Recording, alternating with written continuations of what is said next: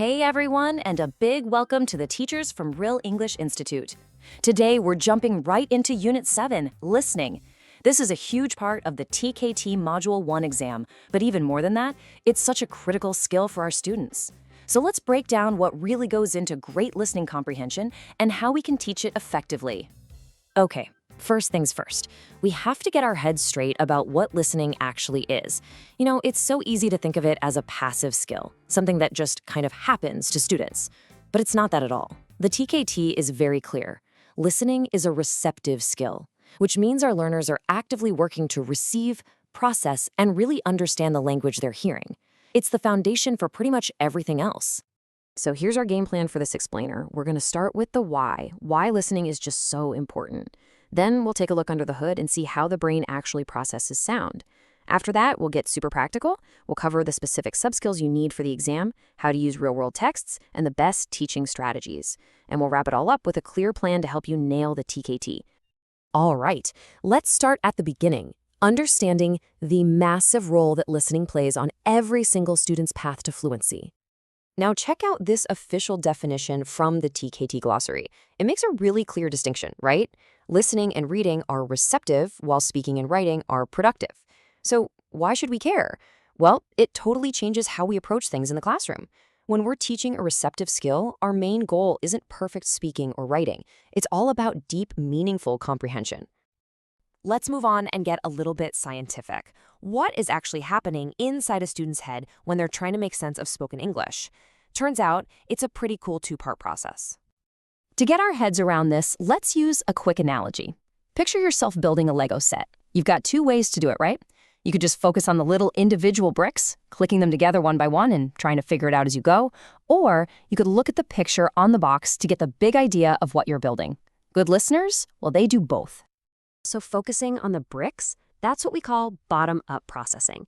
This is where the brain starts with the smallest pieces of information, the individual sounds, and builds its way up. It pieces sounds into words, figures out the grammar, and then finally understands the overall meaning. It's totally focused on the text itself. And looking at the picture on the box, that's top-down processing. This is where a listener uses everything they already know, their background knowledge about the topic, the situation they're in, what they expect to hear, to predict and understand what's being said.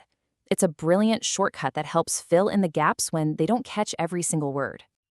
And here is the key takeaway, the most important part. It's not one or the other. Skilled listeners are like acrobats, constantly and unconsciously jumping between these two processes. They use top-down to get the big picture and guess what's coming, and they use bottom-up to nail down the specific details. And that's our job as teachers, to help our students build and use both of these listening muscles. All right, now for the nitty-gritty. Let's talk about the specific listening subskills. And I mean it when I say this, you absolutely have to know these terms for the TKT exam. They're a huge deal. First up, we've got listening for gist. You can think of this as getting the main idea or the overall feeling. A classic gist question doesn't care about details. It just asks something like, so is the speaker happy about this or are they complaining? It's all about the big picture.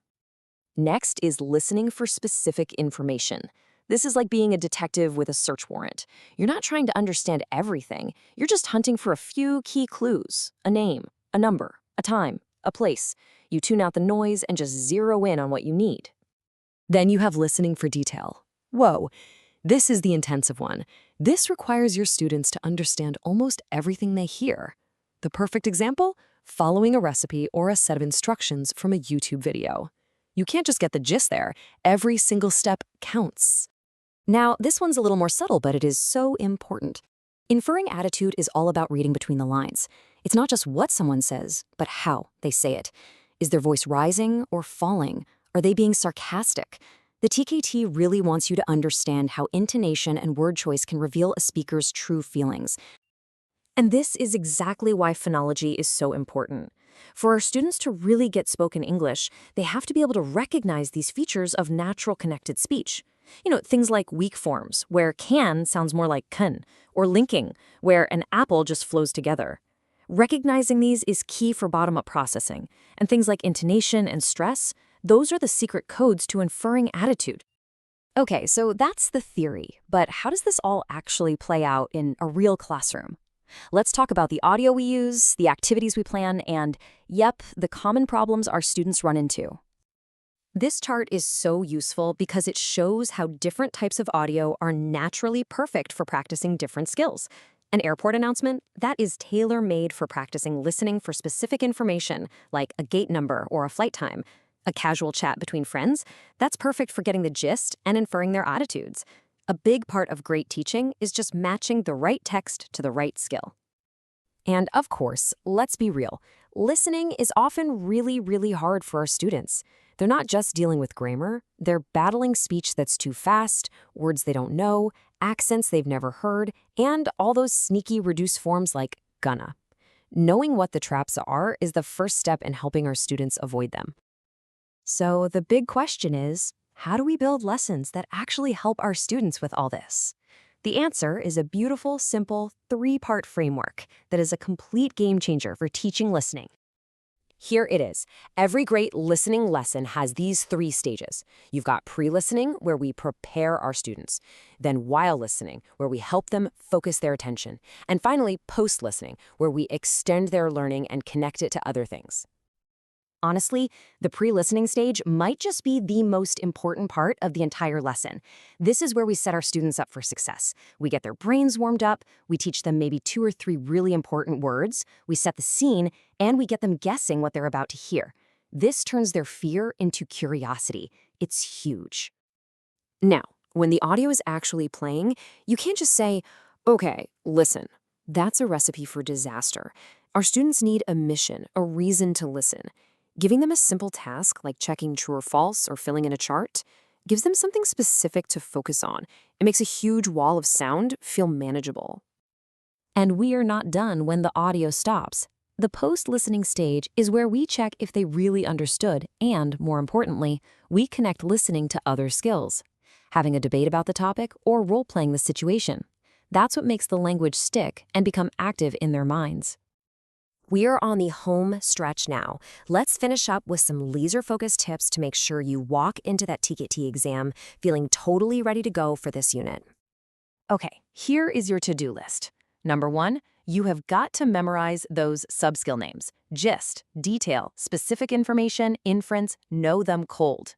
2, when you're looking at an exam question, ask yourself, what skill is this actually testing? 3, understand how certain tasks like multiple choice are used to test certain skills. And 4, get some audio scripts and practice spotting those features of connected speech. So if you only remember one thing from all of this, let it be this. Listening often feels like the scariest skill for our students. But when we use that structured 3-stage lesson plan, we have the power to turn a really difficult task into a challenge they can actually meet and succeed at. So, as you plan your next class, I want you to think about that. How are you going to use these ideas to transform your next listening lesson? Thanks so much for tuning in, and from all of us here, the very best of luck on your TKT exam. You are going to do great.